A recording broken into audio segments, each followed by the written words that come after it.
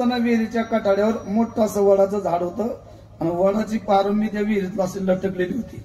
हे पारुंबीला जाऊन चिटकलं आणि चिटकल्याबरोबर ज्या पारुंबीला चिटकलं त्याच्यावर मुळाशी मोठं आगेमोल होतं. गोष्ट सर्वांना माहिती आहे. ते आगे मावाला बसला झटका आणि मावलाचा नाद करणं म्हणजे अवघड आहे. ते कोणाचाही नाद करा पण आग्या मावाचा नाद करायचा आग्या मोळ ते अंगावर चिकटलं सर्व. याला चावू लागलं. याने त्या पारुंबीला असं पक्क धरलेलं होतं आणि ती पारुंबी अशी हलत होती. तेवढ्यामध्ये हा विचार करू लागला की आपण असं झोका जोरानं घेऊन कठाड्यावर जाऊ. पण तोपर्यंत तो वाघोबा आलाच. कठाड्यावर वाघोबा आहे. खाली उडी मारायची ठरवलं तर खाली याच्या आवाजाला पडीक विहीर होती. पाण्याचा पत्ता नव्हता. त्याच्यात कितीतरी दिवसापासून एक नागोबा पडलेला होता. त्या नागोबाने काढला फणा 2.5-3 फुटाचा वर असा. फणा काढल्यावर त्याचा फुसा आवाज आला. खाली उडी मारताय ना. आमचे महाराज सांगायचे कठाड्याला वाघोबा, खाली नागोबा, वर आगोबा. आणि ते हल्ल्यामुळे त्या मोहळाचा कांदा फुटला. त्या पारुंबीला मध वाहत होता. डोक्याहून नागपूर मार्गे तोंड त्याचा 1-1.5 तासाला एखादा थेंब. तो म्हणायचा काय मजा आहे कशाची, मध खाण्याची मोहळाची. आता सांगा मधाचा एक थेंब 1-2 तासाला येतो. अख्ख्या अंगाला आग्या मोहळाच्या माशाचा होता. वाघ आहे, फजिती आहे, परंतु क्षणभर सुखासाठी तो सर्व विसरून जातो. असंच प्रपंच आहे महाराज. सुख पाहता जवा पाडे दुःख पर्वता आहे म्हणे. म्हणून या प्रपंचामध्ये कालही सुख नव्हतं, आजही सुख नाही, उद्याही सुख राहणार नाही. म्हणून मनाला मला मिळतं ते हा सुखाचा भास आहे.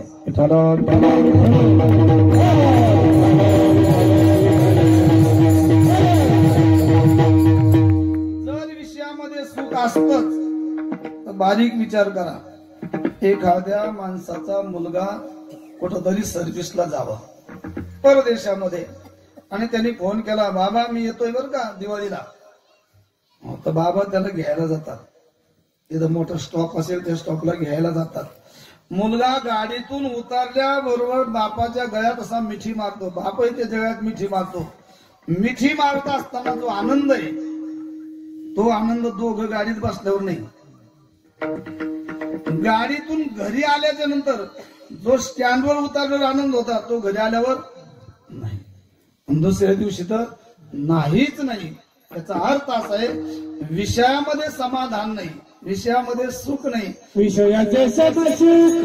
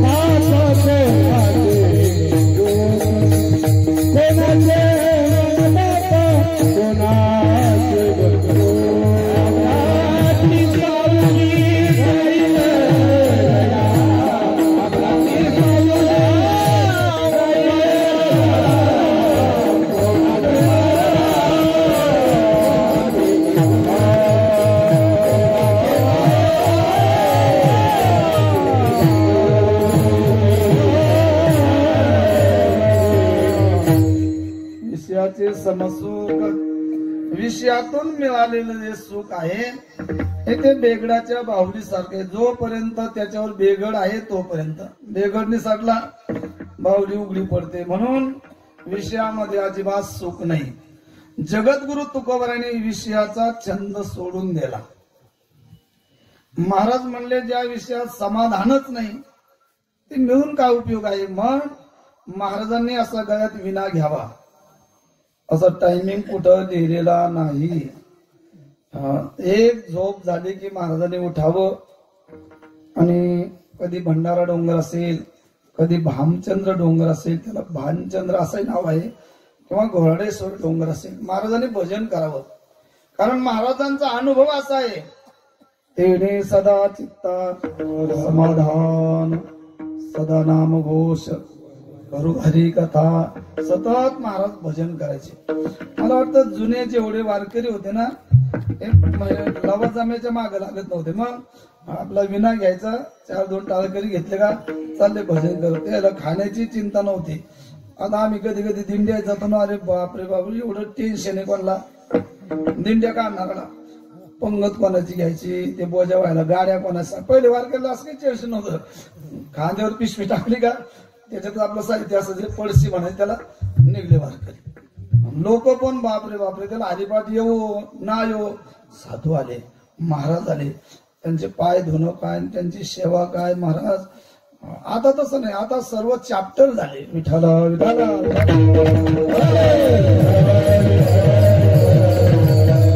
आता मला तुमच्या भागातलं माहित नाही, मी राहतो त्या भागात.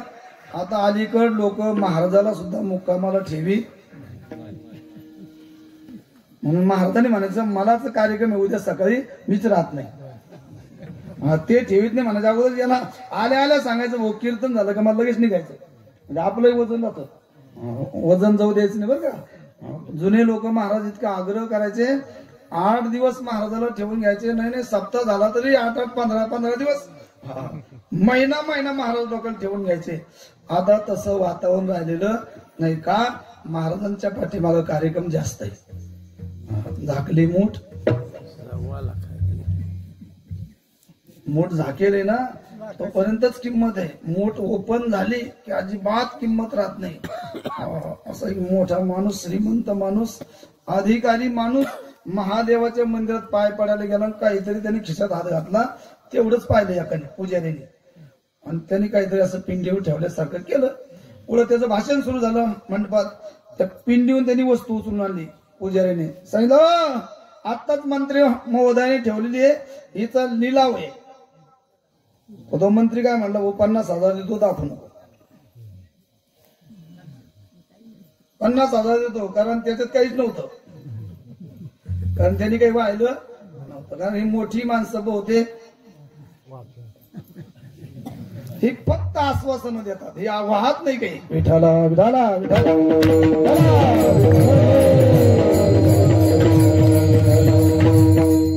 या परिसरात कुठंतरी वरुडी नावाचं गाव आहे. वरुडी हा तेच बाबा. तिथं मी काही वर्षापूर्वी गेलो होतो. जवळजवळ ते रोडच्या या बाजूला आता ते मंदिर झालं. तिथं आश्वासन देणारे एवढे लोक होते महाराज. पण ते बाबाच काय खबर एकाचाही पैसा येणार नाही म्हणतो. ते आता महात्मा तुम्ही पाहिला की नाही. बहुतेक विदर्भामध्ये असे महात्मे जास्त आहे ना. लहरी महात्मे असे काय द्यायला काही घेणं देणं नाही. तुमचं समाजाचं घेणं नाही, शरीराचं घेणं नाही. असे जीवनमुक्त महात्मे. तसं तुकोबाराय भजन करू लागले डोंगरावर. भजनामध्ये जे समाधान मिळतं महाराज असं म्हणतात. भजनामध्ये जर विक्षेप झाला त्याचे परिमरण मरणाईपेक्षा ते जास्त कष्ट आहे. त्यासाठी तुम्हाला गोरोबा काकाचा इतिहास चांगला माहिती आहे. गोरोबा काकाच्या भजनात विक्षेप झाला, तळपायची आग मस्तकात गेली महाराज. ते सर्व इतिहास तुम्हाला माहिती आहे. पण तुकोबाराय भजन करत होते. भजनाचा परिणाम असा झाला की सतत महाराजांना समाधान मिळायचं. नाही तर महाराजांच्या प्रपंच बघा तुम्ही. अहो महाराजांचे 2 लग्न झाले, अन्न नव्हतं घरात खायला अन्न. आम्ही तुकोबारायचे 2-4 अभंग पाठ केले महाराज. तर लोक आमची एवढी सेवा करतात, एवढी सेवा करतात, एवढी काय महाराज तुम्हाला सफरचंद देऊ का, भुमाच्या शेंगा उकडून देऊ का, केळी देऊ, काय देऊ. आणि तुकोबारायला अशी अवस्था झाली महाराज. महाराजांनी करून घेतली, ती झाली नाही. आपल्याकडे जे होतं ते सर्व वाटून दिलं. आणि परिस्थिती अशी झाली की आता घरात अन्न राहिलं नाही. आमच्या महाराजांनी सांगितलं काहीतरी लोकांनी ठरवलं बघ की रात्रीला चोरी करायची, मग वाडा बघू. तुकोबारायचा वाडा बघितला. आता त्या भागात आम्ही राहतो त्यावेळेस कौलाराचे घर होते, आता स्लॅबचे झाले. त्याच्यातलं एक जणांनी अशी ड्रग अंगावर घेतली काळी, 2-3 कौलर काढले आणि त्याला वाटलं आता आत उतरू आणि चोरी करू तुकोबारायच्या घरात. तर असं म्हणतात बा महाराजांच्या पत्नीने हे पदराचा भाग असतो ना, हा पदराचा भाग मुलावर टाकला होता आणि तसेच मुलं जमिनीवर झोपले होते. तुकोबाराच्या घरची गोष्ट. त्या चोराला वाटलं जी माता आपला पदर मुलाच्या अंगावर टाकून झोपते तिच्या घरात चोराला का असेल बरं आपल्याला. म्हणून त्यालाच दया आली आणि त्याने आपल्या अंगावरची रग होती ना ती कवलाराच्या छिद्रातून टाकली. आई साहेब हे टाका तुमच्या मुलावर. अशी परिस्थिती यावी महाराज साधूची, तरी परमार्थ नाही सोडला. मला पुढचं नाही सांगायचं.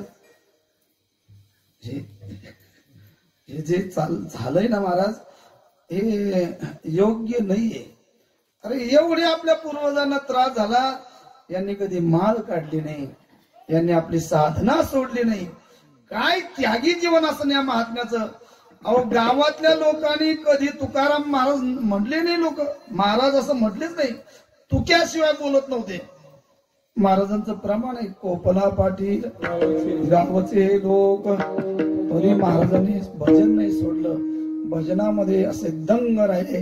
परिणाम संतांची भेट झाली आणि महाराजांचे शब्द सांगितले, माझं कल्याण झालं. जन्मालो त्याचे आज फळ झाले साचे. आणि बाबाजी चैतन्याला हात जोडले, महाराज तुम्ही माझा काय केला, सांभाळ केला. तुम्ही सांभाळिले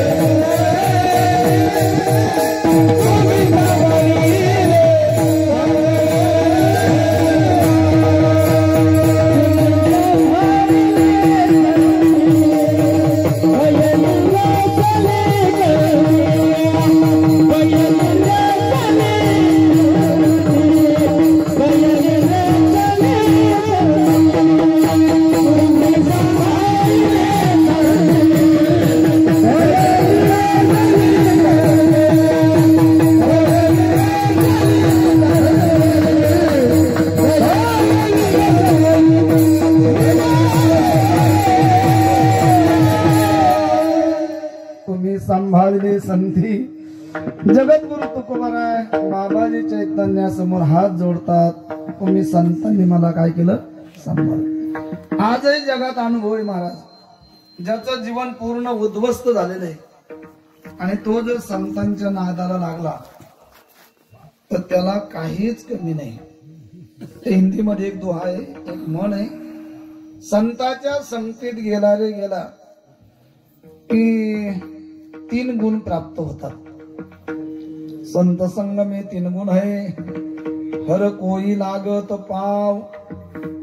आपली लायकी नसली तरी पुढचे माणसं आपण मागं मागतो नाही, आमच्या नाही ना तुम्ही आलेच महाराजसोबत पडू द्या पाय. म्हणजे माणसं पाया पडतात आपल्या. संतांच्या महाराजांच्या संगतीत गेला पहिला फायदा, लोक आपल्याला कळतं. महाराज मी आळंदीला असताना मोशीला आम्हाला मधुकरी होती आणि मोशीला मधुकरी जात असताना महाराजांचे काही नियम होते. जवळ 75 ते 80 घर आम्हाला मधुकरीला होतं, पण पाणी पिण्याची परवानगी फक्त 3च घरी होती. जो मधुकरीला जाईन त्याने फक्त पाणी प्यायचंच असलं तर 3च घरी पाणी प्यायचं, 4थ्या घरी प्यायचं. आणि सस्ते वस्ती होते तिथे जवळ 75 ते 80 वर्षाची म्हातारी असेल, 80च्या पुढं असेल. त्यावेळेस आमचं वय असेल 17-18 वर्षाचं. आणि ती म्हातारी अशी सरकत यायची. कोणी मधुकरीला गेलं का त्या घरी त्या म्हातारीने असं सरकत यायचं. आपण टोंगळे म्हणतो, तिकडे गुडघा म्हणतात. टोंगळ्यापासून खाली पाय तिने चेपायचे म्हातारीना, जो मधुकरीला जाईल त्याचे. आणि पायावर डोकं ठेवून दर्शन घ्यायचं, पाणी द्यायचं त्या विद्यार्थ्याला. मग त्यावेळेस आपल्याला असं कळायचं की आपली लायकी आहे का. आपण मधुकरी मागायला आलो, आपण कोणत्या गुणाचे, आपला गुण आपल्याला चांगला माहिती, ज्याचा त्याला गुण माहिती ना, आपण काय लायकीचे, आपली लायकी कळते महाराजाला. आणि मग त्यावेळेस असं वाटायचं देवा रे काय किती लोक उदार आहे, मधुकरी देतात, पाया पडतात, आपोआप डोळ्यातून पाणी यायचं. पण संतांची संगत, माऊलीच्या दरबारातली संगत, हर कोई लागत पाव. दुसरा फायदा आहे महाराज, खाणे को. आता महाराजाला जर डायबिटीस असेल तर मग नावीलाच आहे, तिकडून फोन करून सांगतो तो साधा स्वयंपाक करा, समजून घ्यायचं याला काहीतरी त्रास. पण ज्या महाराजांना त्रास नाही महाराज, खाणे को मिष्टान्न मिले, अखेर तिथं वैकुंठ आहे ना, अखेर देवालाच माहिती कुठं जात होतो. म्हणून साधूच्या संगतीमध्ये कधी फायदा होत असतो.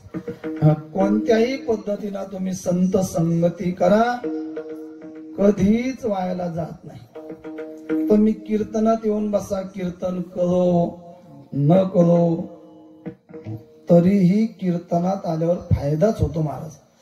या प्रांगणामध्ये पापाचा शिरकाव होत नाही.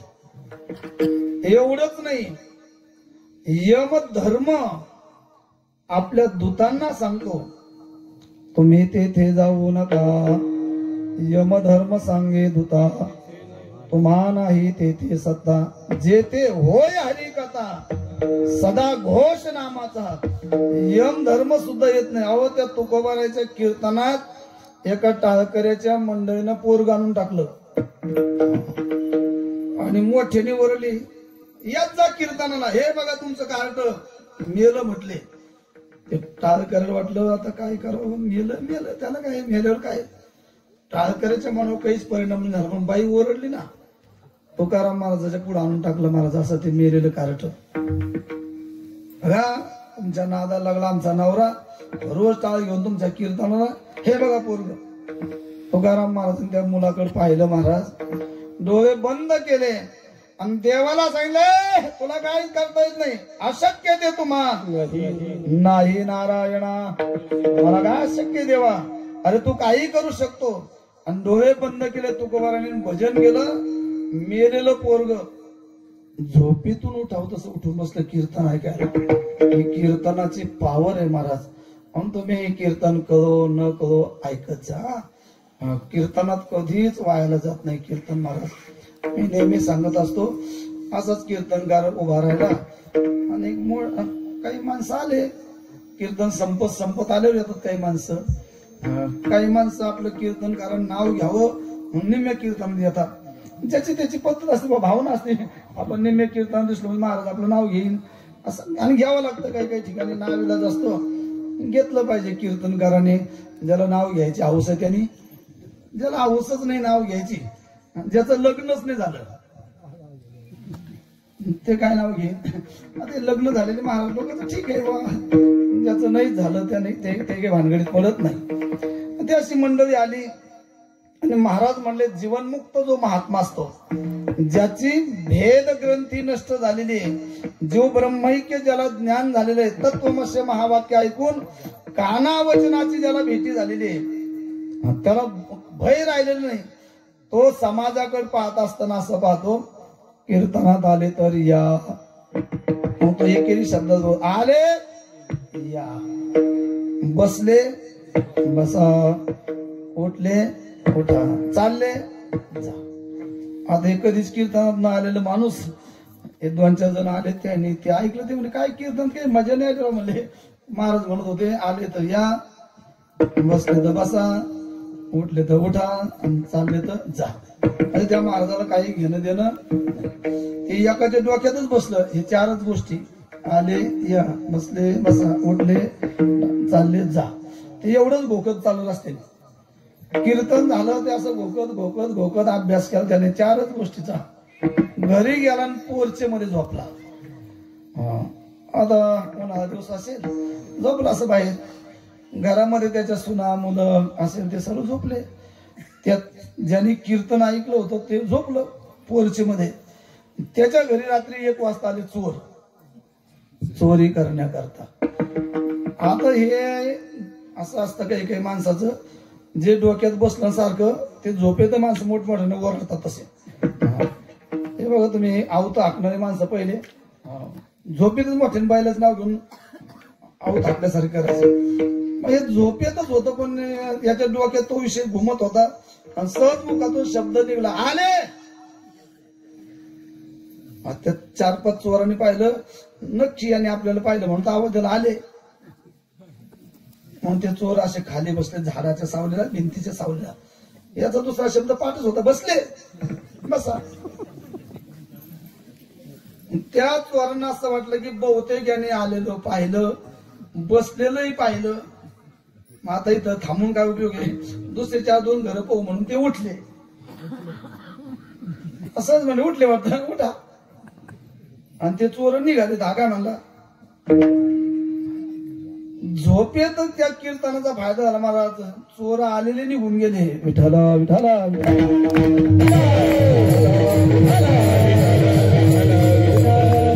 तुकाराम महाराज म्हणतात, देवळात गेले तरी वायाला जाणार नाही, देवाचं मंदिर झाडलं तरी वायाला जाणार नाही, सप्त्याच्या मंडपात येऊन बसलं तरी वायाला जाणार नाही, मंडप झाडला तरी वायाला जाणार नाही, इथं अन्नदान केलं तरी वायाला जाणार नाही, इथं द्रव्यदान केलं तरी वायाला जाणार नाही. हा संतांचा मंडप आहे. म्हणून तुम्ही सांभाळले संती. आता मला भय राहिलं नाही. तर भयाचं कारण तुम्हाला सांगतो. जोपर्यंत भेद आहे, वेद सांगतो, द्वैता द्वय भयम भवती. दुजे जव जव घडे तव तव संसार भय जोडे. द्वैत निर्माण झालं की भय तयार होतं. हा एक मुद्दा आहे. दुसरा मुद्दा आहे भयाला कारण 3 गोष्टी. पहिली गोष्ट, आपल्याला भय कधी वाटेल, जेव्हा आपल्याहून कोणीतरी श्रेष्ठ आहे तर भय वाटेल, आपल्याहून कोणीतरी भिन्न आहे तर भय वाटेल, आणि आपल्याहून भिन्न असावा, स्वश्रेष्ठ असावा, नाही तर मग आपल्या विरोधी असावा. या 3 गोष्टी जिथं घडतात तिथं भय तयार होतं. विठ्ठल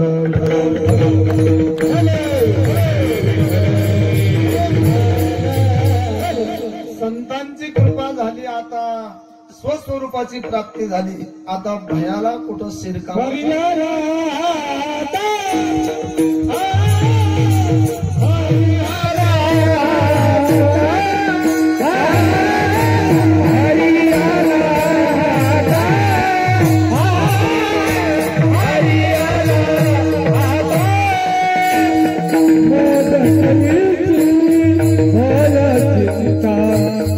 मग करे भला चिंता.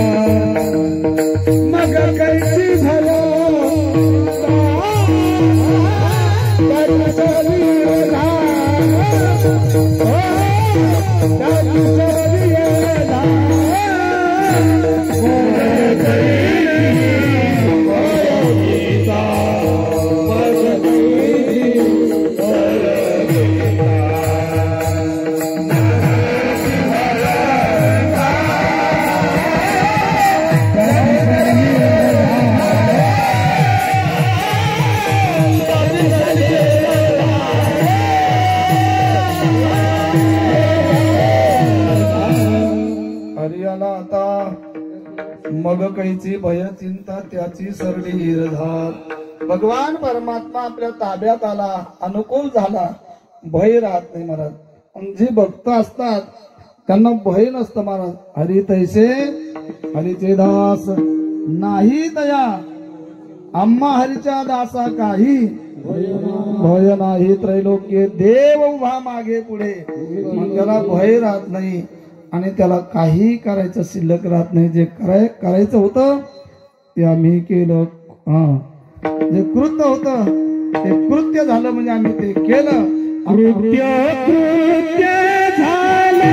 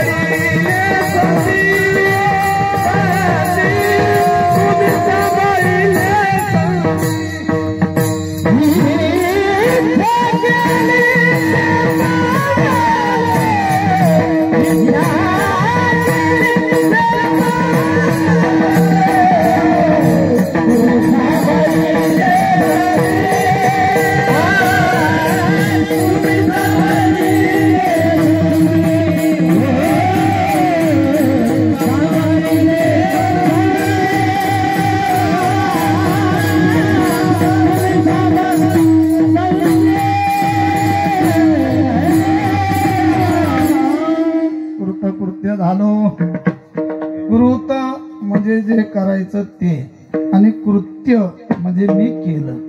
जे मला करायचं होतं ते मी केलं. आपण प्रपंचामध्ये म्हणतो की नाही महाराज बस मला काय नाही एवढं करायचं होतं. बरीच माणसं म्हणतात महाराज बस आता पुढच्या वर्षी आम्ही गाथा पारायण नक्की बसणार. का पोरीचं लग्न राहिलं होतं ते आता झालं. आता पुढच्या वर्षी आम्ही तुम्ही म्हणेल त्या दिवसापासून आम्ही विकत गाथा आणू आणि तुमच्या बरोबर पारायणाला बसू. या वर्षी म्हटला तो 2025ला 8/2025ला त्यांनी निश्चय केला की मला पुढच्या वर्षी पारायणाला बसायचं. मग पुढच्या वर्षी त्याला म्हणावं चल ना पारायण होतं म्हणतो नाही आता फक्त एवढंच वर्ष पुढच्या वर्षी बसाय. म्हणजे कृत्य कधी प्रपंचात होत नाही. महाराजांनी असं लिहिलं. महाराज म्हणले एक माता म्हणजे महिला घरातली सासू समजायचं. तिने ठरवलं मला आता पंढरीच्या वारीला जायचं. बरेचसे गे सोनाबाई नको वेचू दूध दही आवा चालली पंढरपुरा. सर्व तयारी केली, बिछाना वगैरे वळकटी बांधली मोठी, नाश्त्याचं वगैरे सर्व साहित्य बांधलं दिंडीमध्ये खायला आणि ट्रक मध्ये बिछाना टाकला. आणि फक्त सुनेला सांगावं आता मी 15-20 दिवस येणार नाही, घरचं नियोजन करून यावं म्हणून घरी गेली. आणि घरी गेली तुकाराम महाराजांनी तिचा इतिहास पाहिला. मग घरी गेल्याच्या नंतर सुनबाईला सांगितलं, बघ आता समजा यदा कदाचित भिकारी जर घरी आलाच तर त्याला सांग सासू कुठे गेली, पंढरपुरा, भिक्षुक आलिया घरा, सांग मी गेले पंढरपुरा. बरं आता सुनाला बरंच सांगितलं, हे असं करू नको तसं करू नको, असं वाग तसं वाग. आता सुनाला वाटलं सासूबाईचा लय मोह दिसतो घरात. सून आपली सहज बोलली, सासूबाई स्वहित जोडा, मागील सर्व आशा सोडा. मागची आशा सोडा म्हटल्या बरोबर आता सासू पंढरीच्या रस्त्याला निघाली असं नाही, जाग्यावर थांबली. ती काय म्हटली एक माहिती, सवतीचे चाळे खोटे म्या जावे असे हिला वाटे. आता सून नाही, ही कोण आहे, माझी सवत आहे. जाऊ परवडली, सुनाचं सासूचं नातं परवडलं, पण सवतीचं नातं म्हणजे लय अवघड नातं आहे. सवतीचे चाळे खोटे म्या जावे पंढरीला असं हिला वाटे. हिला वाटे म्हणजे ह्या सवतीला म्हणजे सुनाला वाटे. आणि मग ती म्हातारी जाग्यावर थांबली.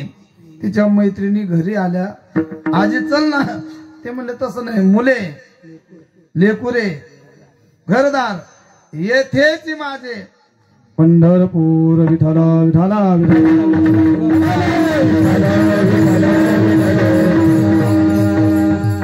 ही गोष्ट मी म्हातारीची सांगितली.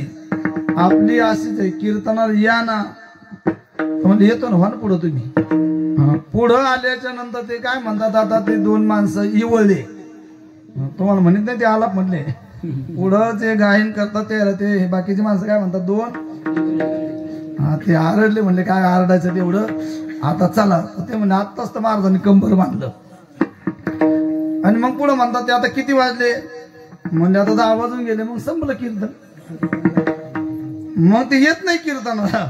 आता कशाला कीर्तन जातं म्हणतात. काही काही पठ्ठेत असे महाराज ते म्हणले, बाजावर पडल्या पडल्या लाऊडस्पीकर वाली मंडळी चांगली आहे, आवाज असा चांगला आहे आणि स्पष्ट आवाज येतो. कुठं घरी घरी. आणि त्यांना म्हणा आपल्या गावात ऑर्केस्ट्रा आला तर जे झोपले ना घरी ते पहिले पुढे जागा झाली. आता हो असा खेळ आला ना तुमच्याकडे, तमाशा असतो का नाही ना, चांगली गोष्ट आहे. पहिले ते गावात याचे असे ओपन तमाशे, असे माणसाची गर्दी असायची महाराज. त्याने म्हटलं बच्चो टाली बजाव. 70 वर्षाचे बच्चे टाळी वाजते महाराज. कीर्तनात नाही वाजणार टाळी, ते कीर्तनात ते म्हणते यांचेच काम आहे, कीर्तन टाळ वाजवायचे भजन करायचे. ते महाराज त्याचं कामच आहे सांगायचं टाळी वाजवा म्हणून. तिथं बच्चो म्हटलं तर हे मोठमोठे बच्चे टाळी वाजते. बघा तुम्ही खोटं असलं, कीर्तनात माणसं टाळी वाजवीत नाही. बघा तुम्ही. विठाला विठाला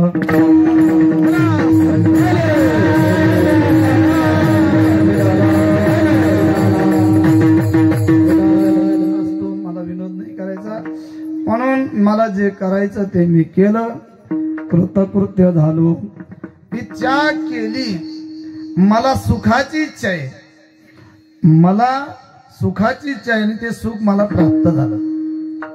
आता तुकाराम महाराजांची इच्छा पूर्ण झाली. आपल्या सर्वांची इच्छा, अगदी माझ्यासह आपल्याला एकच इच्छा आहे. कशाची? सुखाची इच्छा आहे. मग सुख पाहिजे ना, म्हणजे हो मग भजन करा. भजनाशिवाय सुख मिळत नाही हा सिद्धांत आहे. ज्यांना सुखाची अपेक्षा आहे त्यांनी काय केलं पाहिजे? भजन केलं पाहिजे. भजन ही पायरी आहे सुखाची. नंतर तुम्हाला योग्य सद्गुरू भेटतील, श्रोत्रिय ब्रह्मनिष्ठ कृपाळू. तुम्ही साधक झालात तर ते तुम्हाला महावाक्याचा उपदेश करतील, तुमच्या जीवग्रंथीचा भेद करून टाकतील, तुम्हाला ब्रह्मस्वरूप आहे असा निश्चय करून देतील. निश्चय करून द्यायचं काम त्यांचं आहे, निश्चय करायचं काम आपलं आहे. आणि जर तुम्ही भेदवाद्याच्या संगतीला लागलेच तर महाराज त्या पंचीकरणात एक गोष्ट आली, तेवढी 2 मिनिटात सांगतो. मला टायमाच्या पुढे जाता येत, मी बंधनात आहे. गोष्ट आलेली ज्यांचं ज्यांचं पंचीकरण झालं त्यांच्या लक्षात येईल. गोष्ट अशी आलेली आहे, त्या पंचीकरणामध्ये द्वैतवाद्याची संगती केली तर ब्रह्मचैतन्याला सुद्धा त्याने जीव बनवलं. कोणाची संगत? भेदवाद्याची, द्वैत्याची. द्वैत्याची संगती करू नये महाराज. घरी झोपून राहावं, पण द्वैत सांगणाऱ्या माणसाच्या पुढे बसू. तिथं गोष्ट आली. आता गोष्ट तुमच्या ध्यानात राहील अशी फार छान गोष्ट आली. एक असा उंच डोंगर असतो. आम्ही येताना ते लोणारला पाहिला है ना. आम्हाला थोडा उशीर झाला, पण त्यांनी जाऊ दिलं कसं त्या पाण्यापर्यंत, गोमुख पर्यंत जाऊ दिलं. आम्ही लहानपणी आलो होतो त्यावेळी त्याचं स्नान करता येत होतं. आता काहीतरी त्यांनी बंदी केली. ते चांगलं की वाईट ते देव जाणे. परंतु खूप असा डोंगर, त्या डोंगराच्या शिखरावर शेंड्यावर मोठी अशी एक गुफा होती. खडक कोरलेला होता आणि त्या खडकाच्या कोरलेल्या त्या गुफेच्या तोंडाजवळ 2 सिंहाची पिलं खेळत होती. गोष्ट ध्यानात आली ना. सिंहाची पिलं गुफेच्या तोंडाजवळ त्यांच्या घराच्या समोर खेळत होती. एक मेंढपाळ, त्याला धनगर म्हणायचं नाही. धनगर म्हटलं की तुमच्यावर केस होऊ शकते, कारण ह्या जातीवाचक शब्द आहे. मेंढपाळ म्हणजे मेंढ्या सांभाळणारा माणूस, तो व्यवसाय. जसं पूर्वी केस कापणारी ठराविकच माणसं असायची, आता प्रत्येकाच्या घरात ते साधन आलं. कशाचं? नाही तर एवढं तरी आलंच. रोज कुठं जाता तिथं? बरं पहिलं इकडंच होतं हे साहित्य, पहिलं यांच्याकडेच होतं. आता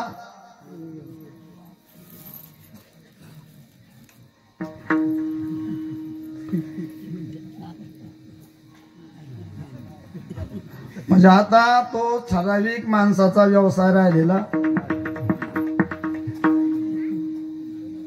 तसं हा पठ्ठ्या त्या मेंढ्या सांभाळताना नेमका तिकडे गेला आणि याला ते 2 पिलं दिसले. त्यांनी एक पिलू उचललं, आपल्या कडेवर घेतलं. निम्मा डोंगरात आल्यानंतर मेंढ्या सोडलं. त्या पिलाला संगत जोडली कोणाची? मेंढ्याची. कोणी? बरोबर. तो एवढा हुशार होता महाराज, तो त्या सिंहाला कधीच सिंह म्हणत नव्हता. तो या मेंढ्यातलाच फक्त थोडा मोठा मेंढा आहे. 2-3 वर्षाची संगत घडली, त्या सिंहाला सुद्धा भ्रम झाला, मी कोण आहे? मोठा मेंढा आहे. कशाचा परिणाम? संगतीचा परिणाम. तुम्ही जरी हे करत नसेल, पण त्याच्या गाडीवर रोज बसले तर लोक म्हणते नाही नाही करीतच असं 24 तास तेच सांगते म्हणल्यावर. पण असं म्हणत नाही लोक, तो माळकऱ्याचं सांगते तर त्यांनी सोडले असं असं नाही म्हणे. लोक त्याचा आरोप याच्यावर करतात. हा संगतीचा परिणाम आहे महाराज. 2-4 वर्ष मध्ये गेले, 2 वर्ष. एक दिवस नजर चुकून पुन्हा ते सिंहाचा बछडा त्याच गुहेच्या टोकाजवळ गेला आणि तोंडाजवळ गेल्यानंतर आतल्याने पाहिलं, आवाज दिला. हा थांबत नव्हता, मेंढ्याबरोबर पळू लागला. पण त्याने जरा गर्जना केली, त्याला आश्वासन दिलं, थांबवलं. थांबवल्याच्या नंतर दोघांची परीक्षा सुरू झाली. त्या गुहेतल्या सिंहाने सांगितलं, माझ्याकडे बघ, माझे पाय तुझे पाय, माझी कंबर तुझी कंबर, माझ्या पायाचे गुडघे तुझ्या पायाचे गुडघे, बघ ना आपलं सारखंच आहे की नाही, माझी शेपटी तुझी शेपटी. हे सर्व सांगितलं तेवढं बरोबर. आणि मेंढ्याचं ना आपलं काहीच जुळत नाही ना. मेंढ्याचं शेपूट तर मासे आणायचं कामच नाही, लज्जा रक्षण होत नाही, ते शेपूट मेंढ्याचं आहे. बरं, सिंहाच्या नाकात शेंबूड कमी असतो मेंढ्याच्या. मेंढी जर नाक साफ करायला लागली तर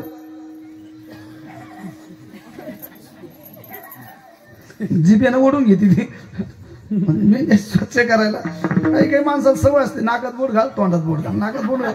आता काय त्याचं टेस्ट आहे देवालाच माहिती. काही माणसं नख खात बसते, स्वभाव असतो जास्त सवय. त्या सिंहाने सांगितलं की माझ्यासारखाच तू आहे. शेवटी चेहरा दाखवायचा म्हणून पाण्याजवळ नेलं, दोघांचे चेहरे सारखे. मग त्या मेंढ्यातल्या सिंहाने सांगितलं मला आतापर्यंत मी सिंह आहे असं कळूच दिलं नाही कोणी. त्या मेंढ्याने सांगितलं आतापर्यंत झालं ते झालं, पण आता माझ्या लक्षात आलं की मी मेंढा नाही. कालही मी मेंढा नव्हतो, आताही मी मेंढा नाही आणि उद्याही मी मेंढा राहणार. मग मला मेंढा आहे असं कशामुळे ज्ञान झालं? त्याचं एकच कारण, तुला मेंढपाळाने शिकवलं आणि संगत मेंढे झाली, माझी गोष्ट संपली. हा जो जीव आहे हा जीव चैतन्य स्वरूप आहे, पण देह इंद्रिया हा ज्या मेंढ्या आहे या इंद्रियाची संगत घडली. 10 इंद्रिय, काही ठिकाणी 14 इंद्रिय, या सर्व इंद्रियाच्या संगतीत राहिला कोण? हा जीव. आणि या संगतीचा परिणाम तो स्वतःला मेंढा समजू लागला आणि त्याला भेदवादी गुरु भेटले. अरे तू कसला ब्रह्म, तो तर खाणारा पिणारा, या गावचा त्या गावचा, हे तू पाटील, तू असा तू तसा. हे भेदवाद्या गुरुनी पक्का निश्चय केला की तू शरीर आहे, तू चैतन्य नाहीच. पण तुकोबाराय म्हटले मला माझं भाग्य असं आहे की मी जे करायचं ते केलं आणि माझं मला फळ प्राप्त झालं, कृतकृत्य झालो, इच्छा केली ते पावलो. आता तो काळ सुद्धा माझ्यावर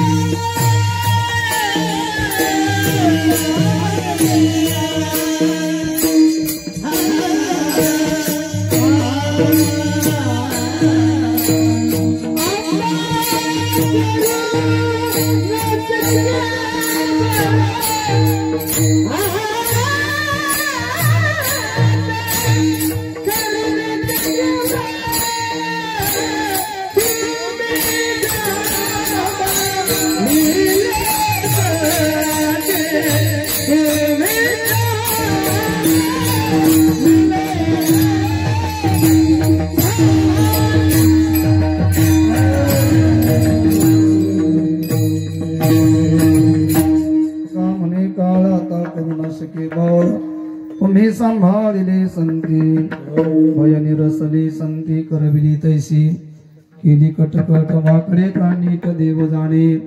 या भंगाचा अर्थ असाच असेल असा माझा काही आग्रह नाही. ज्याप्रमाणे मी अध्ययन केलं जेवढं मला सांगता आलं त्याप्रमाणे सांगायचा प्रयत्न केला. यातलं जे योग्य आहे ते गुरुवर्यांचं आहे, ग्रंथातलं आहे ते घ्या, अयोग्य जे आहे ते माझं मला परत करा. त्या छोट्याशा वारकऱ्यासाठी त्याला सर्वांनी टाळायचा गजर. त्याचं वय आता सध्या झोपायचंय, परंतु तो 2 तास इथं बसून त्याच्यावर ज्यांनी संस्कार केले त्याला ज्यांनी शिकवलं हे खरोखर भाग्यवंत आहेत. अशा लहान मुलावर संस्कार करणं याची फार आज गरज आहे महाराज. नाही तर या वयातली मुलं आता सध्या घरी मोबाईलमध्ये काय पाहतात ते देव जाणे. हा खूप अवघड झालेलं आहे. अशी मुलं पाहिजे. इथलाच आहे मला तू. अरे वा वा खूप छान आहे. त्याच्या हातात गोडवा आहे आणि ताल आहे. तो अजिबात गडबड सुद्धा होऊ देत नाही. त्यांनी म्हणून झालेली सेवा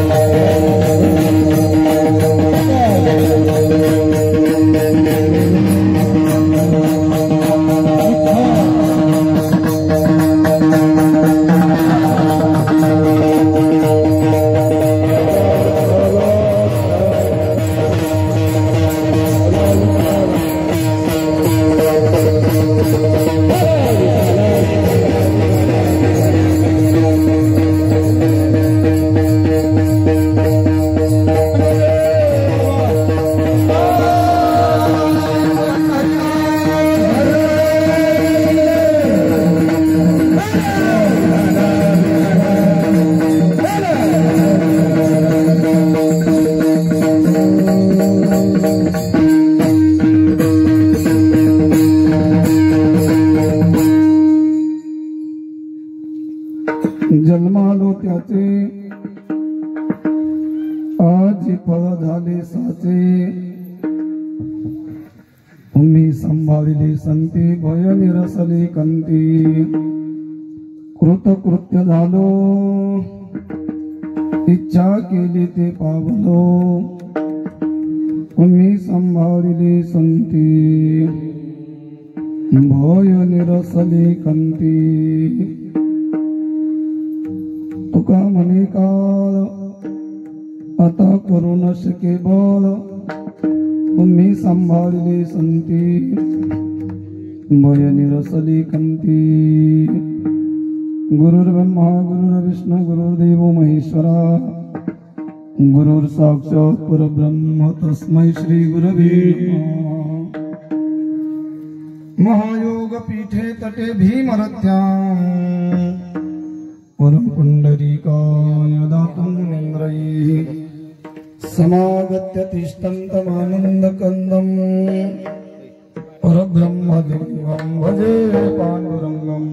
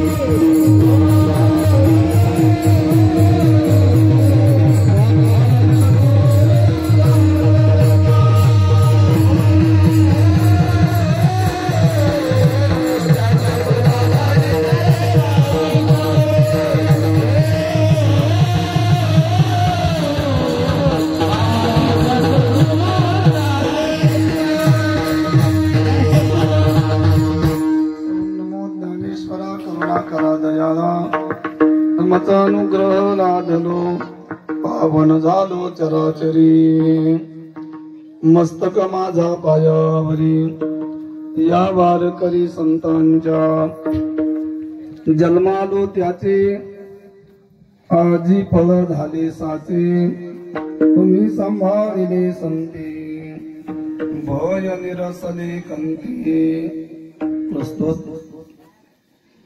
प्राप्त प्रसंगी भगवत चिंतन करता निवडलेला अभंग महान भगवत भक्त वैराग्याचे मूर्तिमंत पुतळे सदैव वैकुंठ गमन करणारे जगद्गुरु तुकोबारा यांचा आचार चरणाचा आणि संतांची भेट झाल्याच्या नंतर जीवाचं कल्याण होत असतं अशा हेतूचा अभंग या ठिकाणी चिंतन करता निवडलेला आहे। आपल्या या गावामध्ये ज्यांचं वास्तव्य झालं, ज्यांच्या पदस्पर्शाने हे गाव पुनीत झालं, असे दोन महात्मे आणि या दोनही महात्म्यांच्या पुण्यस्मरणाच्या निमित्ताने आणि सर्व गावकऱ्यांच्या गुणीजनांच्या मृदंगाचार्य असतील, गायनाचार्य असतील, टाळकरी मंडळी असेल, त्याचप्रमाणे रोजचे अन्नदाते मंडळी असतील, यथाशक्ती या कार्यक्रमाला काही मदतीची गरज असते त्या मदतही करणारी माणसं या ठिकाणी सर्वांच्या सहकार्याने हा भव्य दिवस स्वरूपाचा कार्यक्रम आणि योगायोगाने आपली सेवा करण्याचा योग आपल्या गावामध्ये अनेक वर्षापासून हे समाजाची सेवा करतात, आपल्या आरोग्याची काळजी घेतात। त्या डॉक्टर साहेबांच्या मार्गदर्शनातून मला ही सेवा मिळालेली आहे। त्याचप्रमाणे मी नेहमी ज्या गावामध्ये असतो आपल्या परिसरामध्ये टाका शिवणे म्हणून त्या गावची मंडळी सभापती साहेब असतील, आमचे डॉक्टर साहेब असतील, सोपानराव असतील आणि माझ्या सोबत आलेले माझे सवंगडी त्या आपल्या सर्वांच्या उपस्थितीमध्ये आपल्या सर्वांची सेवा करण्याचा योग मला आलेला आहे। 9 दिवसाचं पारायण केलं. मग साहजिकच घशाला थोडा प्रॉब्लेम असतो. बहुतेक महाराज लोकांच्या घशाला तो होतोच. म्हणून थोडं स्वराकडं जरा दुर्लक्ष होईल. तर तुम्ही सर्व गुणीजन मंडळी स्वराला धरून घ्यायचं. विठ्ठला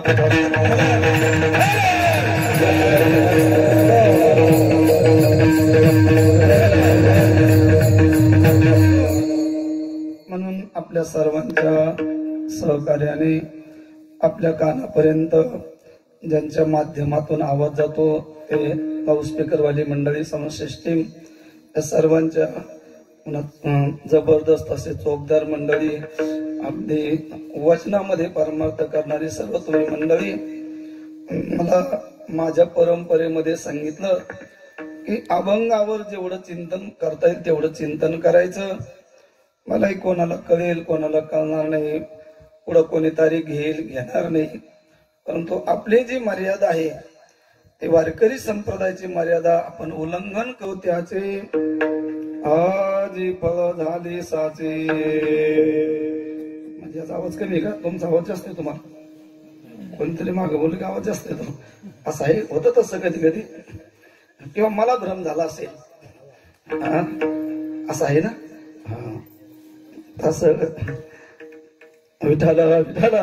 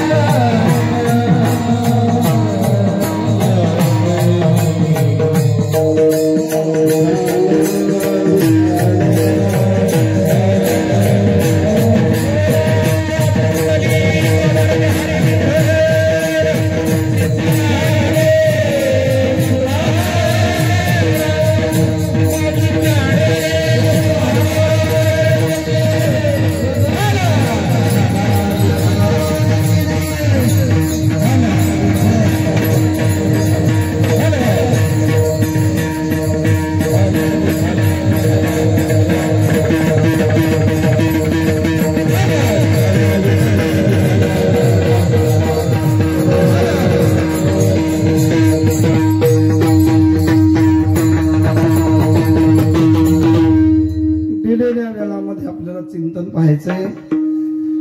हा अभंग जगद्गुरु तुकोबारायांचा आहे. आणि जगद्गुरु तुकोबाराय ज्या दिवशी आपल्याला साधूची भेट होईल तो दिवस फार महत्वाचा आहे आपल्या जन्मातला.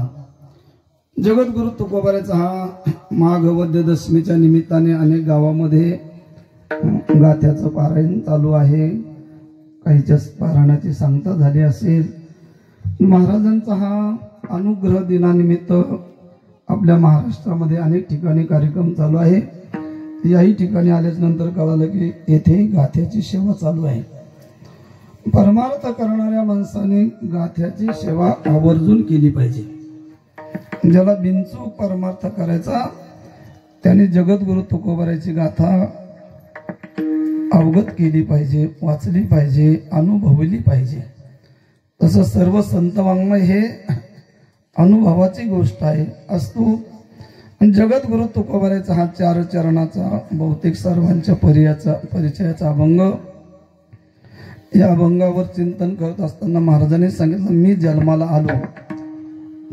आलो त्याचे, मी आज जन्माला आलो त्याचं आज मला योग्य असं फळ माझ्या पदरात पडलं. आजी फळ झाली साचे. एकमेव कारण का असेल तर संतांनी मला सांभाळलं. तुम्ही सांभाळले संते. ही संत मंडळी यांनी माझा सांभाळ केला. परिणाम असा झाला की माझ्या अंतःकरणामध्ये जे भय होतं ते अंतःकरणातलं भय माझं समूळ नष्ट झालं. भय निरसले आणि खंती पण निरसली. म्हणजे चिंताही गेली आणि माझं भयही गेलं. आणि मग आता मी कृतकृत्य झालो. मला जे करायचं होतं ते मी केलं. कृत म्हणजे जे करायचं ते, आणि कृत्य म्हणजे केलं. मला जे करायचं होतं ते मी केलं, कृतकृत्य झालो, इच्छा केली ते पावलो. माझ्या अंतःकरणामध्ये ज्याची इच्छा होती ती इच्छा मला प्राप्त झाली. आता संपूर्ण जग ज्या काळाला घाबरतं तो काळ सुद्धा माझ्यावर चाल करू शकत नाही. तुका म्हणे काळ आता करू न शके बळ. आता तो आमच्यावर काहीच बल करू शकत नाही. त्याचं एकमेव कारण तुम्ही सांभाळलेली संती भय निरसली कंती. विठला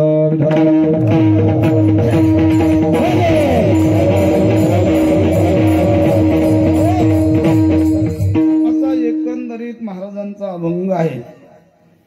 महाराजांचं म्हणणं असं आहे की तुम्ही आम्ही आपण जन्माला आलो. वास्तविक या समाजाचं वकिली पत्र जगद्गुरु तुकोबारे घेतात आणि वकिली पत्र घेतल्याच्या नंतर आपण तुम्ही आम्ही सर्व जन्माला आलो म्हणजे आपल्या प्रारब्धाने आपल्याला जन्माला यावंच लागलं. 3 गोष्टी प्रामुख्याने सांगितल्या जातात. भगवंताला आणावं लागतं, संत येत असतात आणि आपल्यासारखे जीव त्यांना यावंच लागतं. यावंच लागतं तो जीव आहे, येतात ते संत आहे आणि आणावं लागतो तो देव आहे. विठ्ठल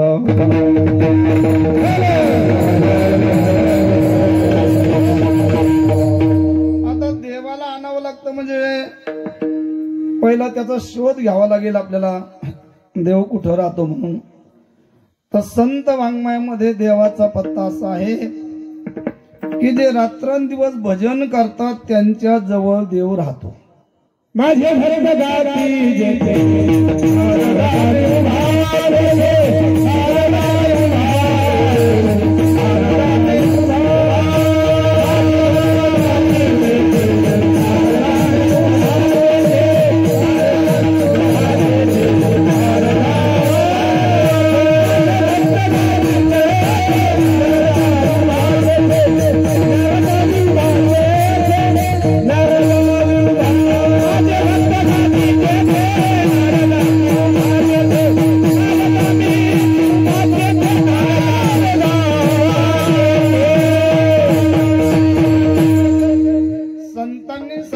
माझे भक्त जेथे गातात मद्भक्त यत्र गायन्ते तत्र तिष्ठामि नारद. नारदा कुठं पाहू नका, मला करा हरिकथा.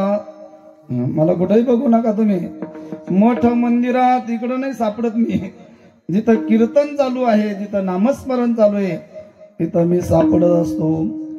हा एक देव आहे. त्याच्यानंतर या देवतेचं जे अधिष्ठान आहे त्या अधिष्ठानाला म्हणतात ब्रह्मचैतन्य. आणि त्या ब्रह्मचैतन्याबद्दल जर आपण संशोधन करू लागलो, रंग नाही, रूप नाही, नाही वर्ण छाया, ज्याला रंग नाही, रूप नाही, नाही असं नाही, तो आहे. पण तो जो परमात्मा आहे तो प्रमाणातीत आहे. कोणत्याही प्रमाणाचा तो भगवान परमात्मा विषय होत नाही. म्हणजे प्रत्यक्ष प्रमाण असेल, अनुमान असेल, शब्द असेल, उपमान असेल, अर्थापत्ती असेल, अनुपलब्धी प्रमाण असतील, या 6ही प्रमाणाचा भगवान परमात्मा विषय होत नाही. कोणत्याही प्रमाणाला ओ नेदी. म्हणून श्रुती त्याच्याबद्दल म्हणते न इति, न इति, न इति. हा असा नाही, हा असा नाही. अनेक संशोधक झाले पण अजून स्वस्वरूपाचं संशोधन कोणाला झालं नाही. अहो, आपलं शरीर ज्या चैतन्यामुळे चालतं त्या चैतन्याला जीव चैतन्य म्हणतात. त्या अजून सायन्सच्याही डोक्यात बसाना. एवढं सायन्स मध्ये माणसं पुढे गेले पण अजूनही जीव चैतन्याचा स्पॉट असं ठिकाण आपल्या शरीरात कोणतं आहे दाखवता येत नाही. विठ्ठल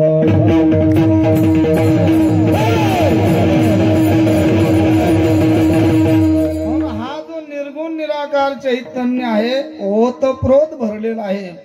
गीताकार त्याच्याबद्दल असं बोलतात, सर्वस्य चाहं हृदि सन्निविष्टो मत्तस्मृतिर्ज्ञानमपोहनं च वेदै च सर्वैरहमेव वेद्यो वेदान्तकृत्वेदविदेव चाहं सर्वस्य चाहं सर्व ठिकाणी भगवान परमात्मा ओतप्रोत आहे विठ्ठल जळी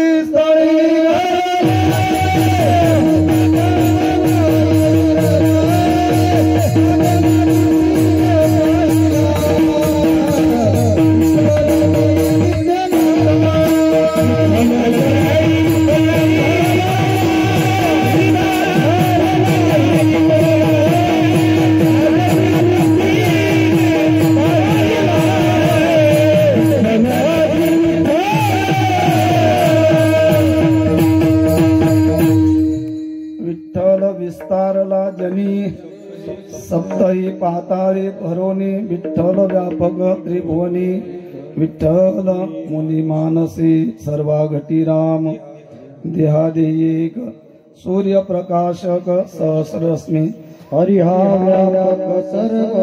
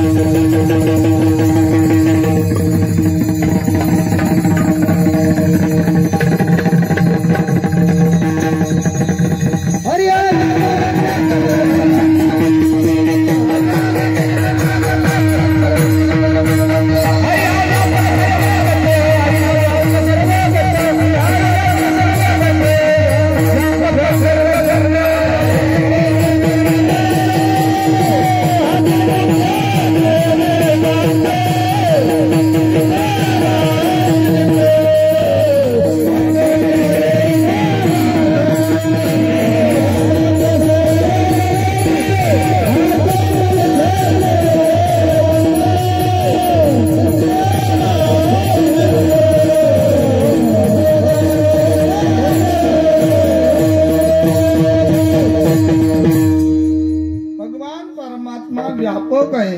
हरि हा व्यापक सर्वगत. हाच मुख्यत्वे वेदांत. वेदांत म्हणजे वेदानाम शांत भागासा वेदांत. वेदांताचा अंत्य भाग म्हणजे ज्ञान, आणि त्या ज्ञानाने जे स्वरूप मिळतंय तो खरा वेदांत आहे. म्हणून वेदांत हा ऐकल्याशिवाय जीवाचं कल्याण होत नाही हा सिद्धांत आहे. परंतु सामान्य जीवाला त्या वेदांताची टेस्ट नसल्यामुळे ते म्हणतात आजचं काही कीर्तनात मेळ बसला. कीर्तनात काय पाहिजे, अगदी हास्य विनोद वगैरे असं गदगदून हसले पाहिजे. आमच्याकडं आदरणीय महाराज सांगतात की बाबा रे, विनोदाला अनेक ठिकाण आहे, पण कल्याण करून घ्यायचं एकमेव ठिकाण कीर्तन आहे. आणि जर तुम्ही कीर्तनातही जर हास्य विनोदात रंगत असेल तर कल्याण कुठं होईल आपलं. एकमेव कीर्तन हे असं साधन आहे की त्या ठिकाणी जीवाचं काय होत असतं, कल्याण होत असतं. विठ्ठल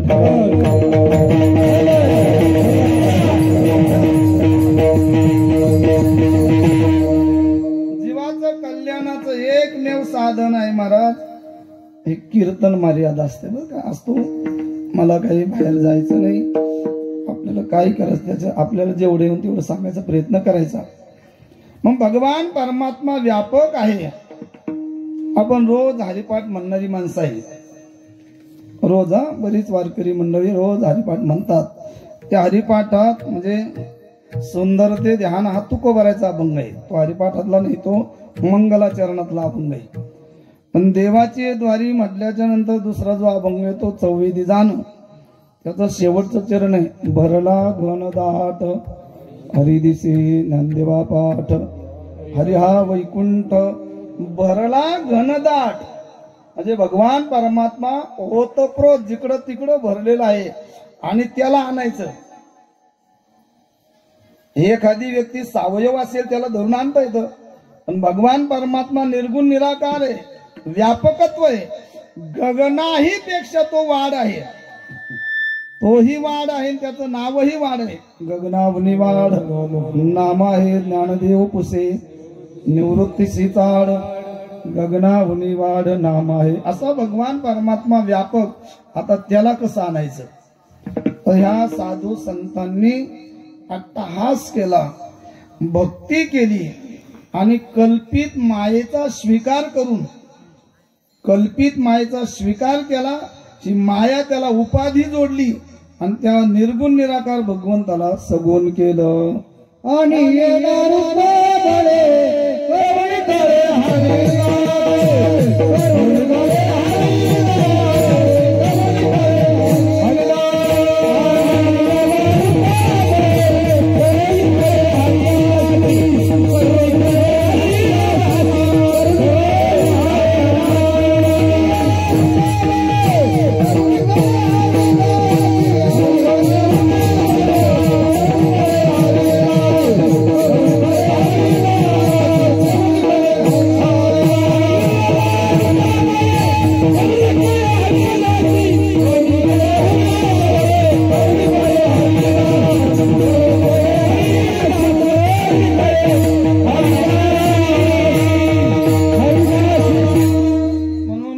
संतांनी त्याला आणलं. माझा मुद्दा पहिला आहे, देवाला आणावं लागतं आणि याला आता संताला आणावं लागत नाही. संत येतात येथे उपकारासाठी, अली घर जा वैकुंठी आम्ही वैकुंठवासी, अलो याची कारणासी बोलिले जे ऋषी साच भावे सांगावया. सांगण्याकरता नाही आलो आम्ही वागून दाखवण्याकरता आलो, असं तुकोबारायचं म्हणणं आहे. आम्ही त्याच्यासाठी नाही, आम्ही सांगावया आलो. विठाला विठाला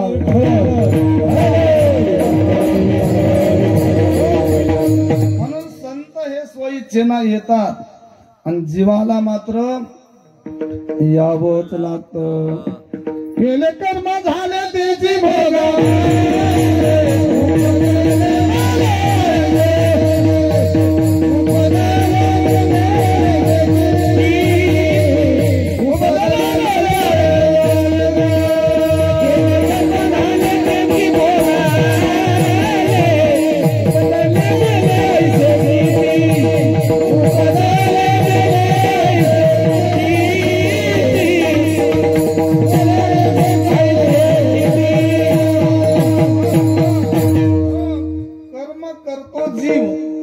आणि केलेल्या कर्माच्या फलाच्या भोगा करता त्याला यावंच लागतं.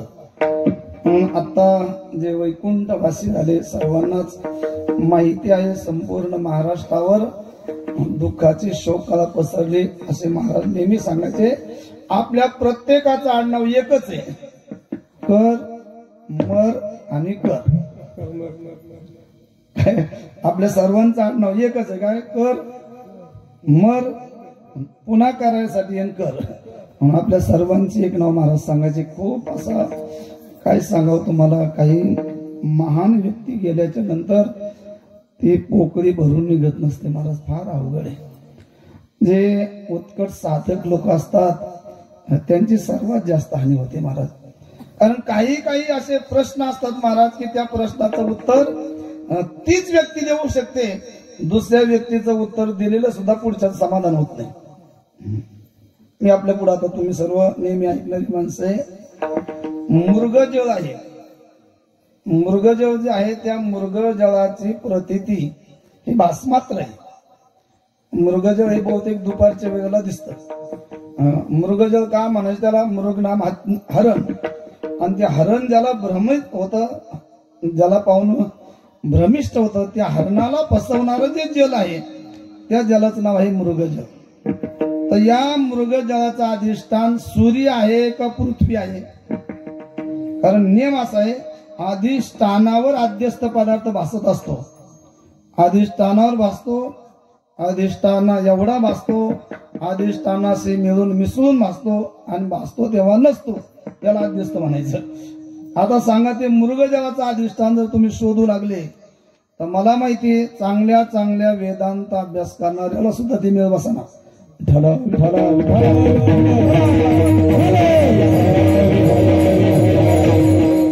मी नेहमी सांगत असतो, एक साधक मनुष्य भिक्षा मागितली गावामध्ये, त्याला मधुकरी म्हणतात वारकऱ्यामध्ये.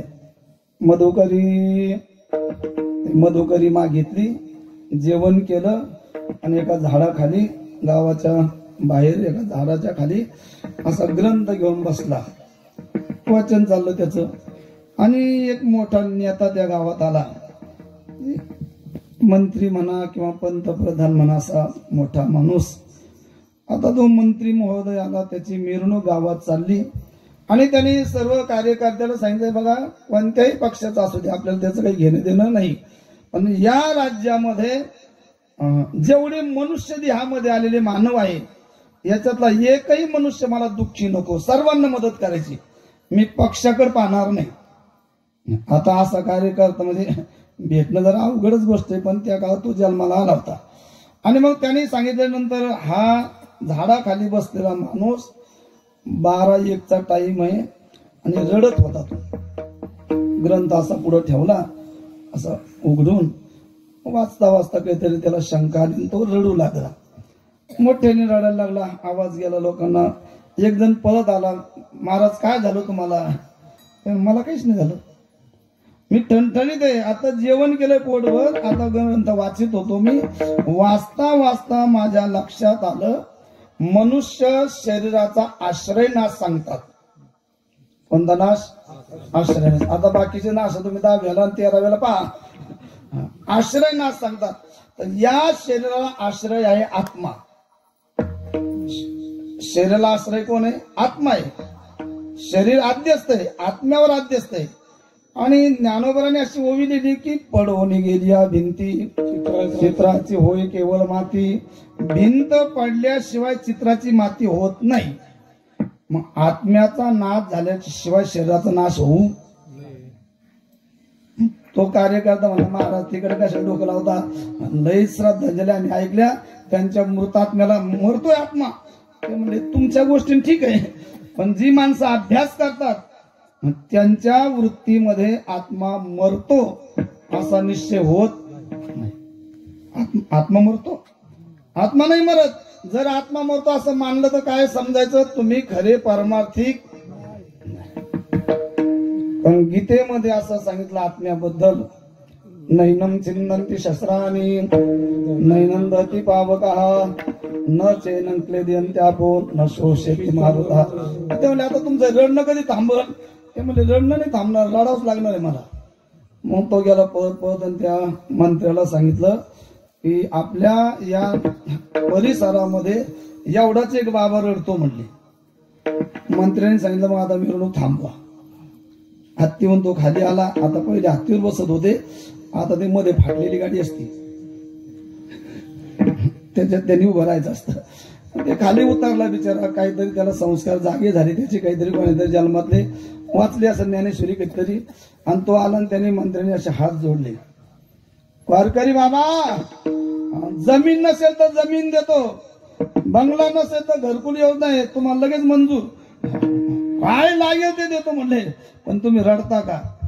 त्या महात्म्याने सांगितले, बघा मी का रडतो हे तुम्हाला सांगू काही उपयोग नाही. माझं दुःख तुमच्या बापाकडून सुद्धा नष्ट होत. तर तुम्ही काही आपल्या नादाला लागू नका. तुम्ही तुमची मिरवणूक करा, तुम्हाला सेवा करायची तर करा, पण माझा काही उपयोग होणार नाही. तो म्हणलं तसं नाही, तुला हसवल्याशिवाय मी पुढे जाणारच नाही. मग बसा म्हणले, बसवलं खाली. त्याला वर वाचायला लावले. आश्रय नाशामध्ये पहिला आत्म्याचा नाश मानल्याशिवाय शरीराचा नाश मानता येणार नाही. ते म्हणले आपल्या डोक्याच्या बाहेरच आहे, मग निघा तुम्ही. साधकाचं समाधान करणारा क्वचित एखादा महात्मा असतो महाराज. विठ्ठला विठ्ठला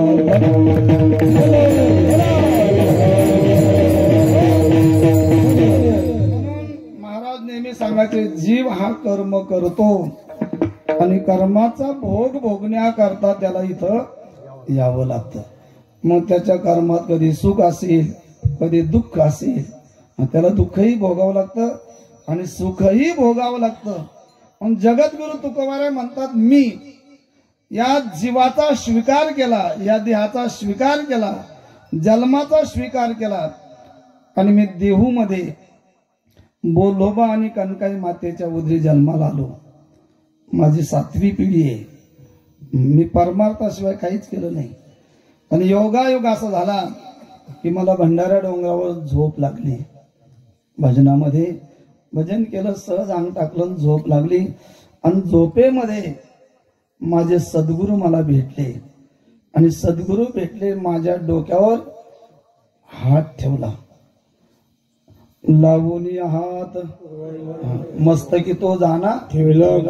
दोन्ही प्रमाण आहे, महाराजांचीच प्रमाण आहे दोन्ही पण. आणि मस्तकावर हात ठेवला आणि मला ज्ञान झालं. मी हात जोडले महाराजाला, महाराज मी जन्माला आलो ना, आज माझं सार्थक झालं. अभंगाचं पहिलं चरण.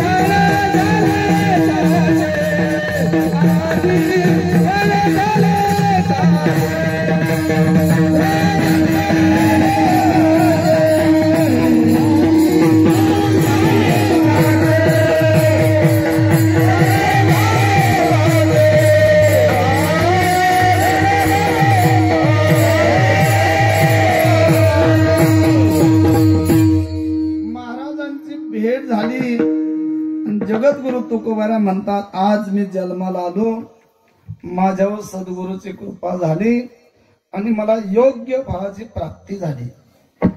माझे सद्गुरू सांगायचे योग्य फळ म्हणजे काय?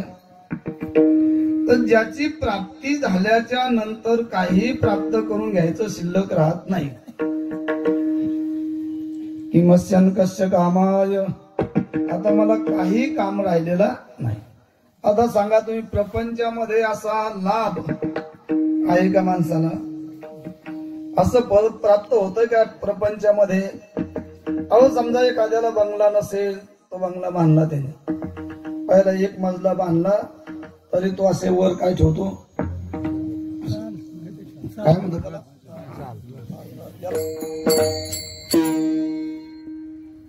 प्रपंचामध्ये असं एकही विषय नाही की तो मिळाला म्हणजे माणसाला समाधान होतं. शास्त्रामध्ये असा उल्लेख आला की ते क्षणभर सुख दिल्यासारखं वाटतं. त्याची प्रक्रिया शास्त्रामध्ये असं सांगितली, इच्छित विषयाची प्राप्ती, तद्विषयक इच्छेची निवृत्ती, अंतःकरण वृत्तीची स्थिरता आणि आत्मानंदाचं भान, या 4 गोष्टी एका सेकंदात घडतात. आणि म्हणून माणसाला वाटतं की मला विषयामध्ये आनंद मिळाला. वास्तविक विषयामध्ये कालही सुख नव्हतं, आजही नाही, आणि उद्याही प्रयत्न केला तरी ते मिळू शकत नाही. जुनी कीर्तनकार मंडळी सांगायची बरं का, की रस्त्याने एक कुत्रा चालला आणि त्या रस्त्याने जाणाऱ्या कुत्र्याला कधीतरी मरून पडलेल्या जनावराचं हाड सापडलं. गोष्ट कुत्र्याची आहे. कुठंतरी कोपऱ्या कापऱ्यात होतं हाड पडलेलं, ते त्याला सापडलं. आणि मग त्या कुत्र्याचा एक भ्रम झाला की मी प्रयत्न करून या हाडातून काय काढणार, रक्तच काढणार. आणि कष्टमयी तो कुत्रा असल्यामुळं तो कष्ट करायला लागला. मग तो खाली अगदी वजनात बसला. बसल्याच्या नंतर ते 2 पाय त्याने ते जनावराचं हाड धरलं आणि तोंडामध्ये धरून आपले जे दाढा आहे त्या दाढा खाली नेऊन तो त्याला फोडायचा प्रयत्न करीत होता. कशा करता हे चाललं सांगणं, त्या हाडातून काय काढायचं, रक्तच काढायचं, असं त्याने निश्चय केला. आणि असं म्हणतात बा, निश्चयाचे बळ. कष्टाला लागला तो, कष्टाला. आणि जवळजवळ त्यांनी 6 तास घातले त्याच्यात. पण हाडातून रक्त, आता वाळलेल्या हाडातून रक्त शक्य आहे का ते? तसे हाडातून रक्त निघत नाही. आता जी माणसं काढायचा प्रयत्न करत असेल ते मला माहिती नाही, पण निघत नाही त्याच्यातून. आणि मग त्यांनी काय केलं महाराज, 6 तासाच्या नंतर ते आपल्या दाढाखाली दाबलं त्याने, ते फुटलं हाड. फुटल्याच्या नंतर त्याच्या अशा धारदार असे निघल्या आणि ते हिरडीमध्ये घुसलं ते. आणि घुसल्याच्या नंतर त्या हिरडीचं रक्त कशाला लागलं, हाडाला लागलं. हे हाड खाणाऱ्याला काय करणार, हाडाला लागलं म्हणून ते समाधानी झालं. तो म्हटलं बा 6 तास लागले हो, पण त्याच्यातून मी काय काढलं, रक्त काढलं. तसं आपली गोष्ट आहे महाराज. विषय हे हाडासारखे, या विषयामध्ये अजिबात सुख नाही, सुखाचा ओलावा सुद्धा नाही. तरी एरवी विषय सुख आहे, हे बोलण्याची सारखे नव्हे का विद्युत स्फुरण न पाहे जगा माझे, विषय सुख नाही हे आम्हाला माहिती आहे. तरी आम्ही जेवढे विषयासाठी बोलतो ना तेवढे तुम्ही नाही पळत. विठ्ठला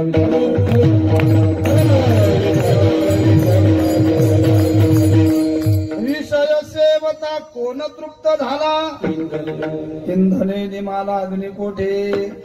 विषयाच्या नादाला लागून समाधान मिळत नाही. अशी एक पुराणात गोष्ट आली की अशा जमिनीच्या लेवल विहीर होती